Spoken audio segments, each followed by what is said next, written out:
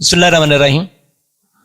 नाज़रीन, इस video clip में आपको ये बताया जाता है कि गंदम अगर खड़ी रहकर पक जाए ना तो भरपूर पैदावार देती है। तो अगरचे गंदम के खड़ी रहकर पकने में या उसके गिरने में जो है ना, जमीन की अपनी ताकत भी इसका भी हिस्सा है।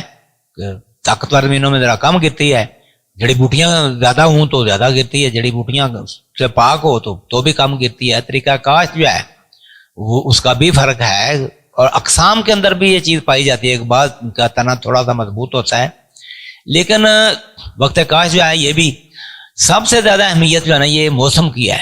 मौसम अगर बर्दाश्त ना करे, यानी कि मौसम ना साजगार हो जाए, तो सारी तदबीरें पड़ी रह जाती हैं।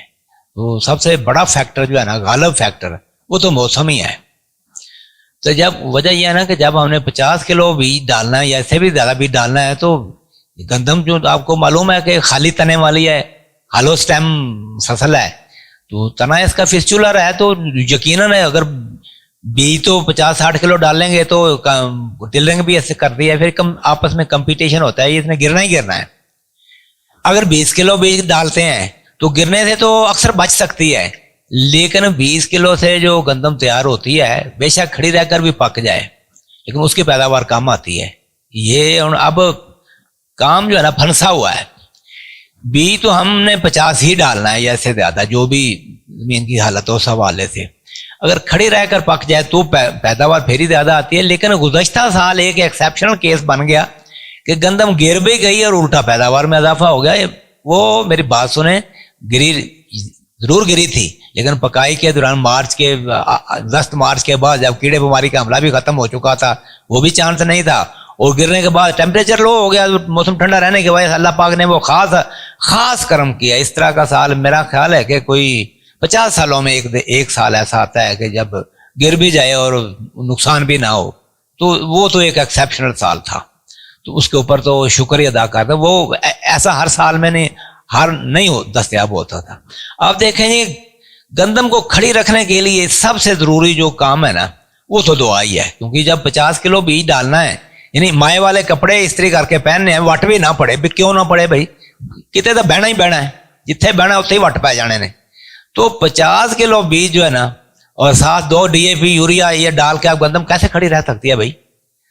बात यह है कि मौसम ही सबसे अहम है। इससे बचाव के लिए बिल्कुल दुआ करें, दुआ अल्लाह पाक सुनता है।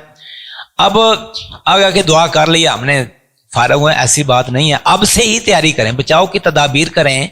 नाइट्रोजन का इस्तेमाल में ज्यादा ना करें, अगर करनी है तो यूरिया की सूरत में ना डालें, बल्कि नाइट्रोफास की सूरत में डालें, जितनी मर्जी डाल लें, नहीं गिरेगी। और NPK की सूरत में नाइट्रोफास के साथ अगर पोटाश भी साथ मिला के डालते जाएं, तो गंदम जो है ना कभी अमकान है कि गिरने से बच जाएगी। मौसमी ना साजगारी के बावजूद ज्यादातर गंदम खड़ी रह सकती है, लेकिन ये काफी महंगा है।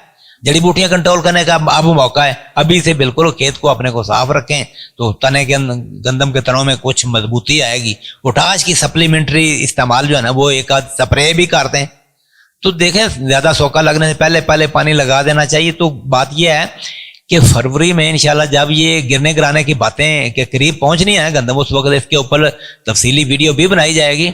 इस वक्त तो मेरा इस वीडियो करने का मकसद ये था कि गिरने से बचाव की तदाबीर का जो है ना आगाज अब से शुरू कर देना चाहिए।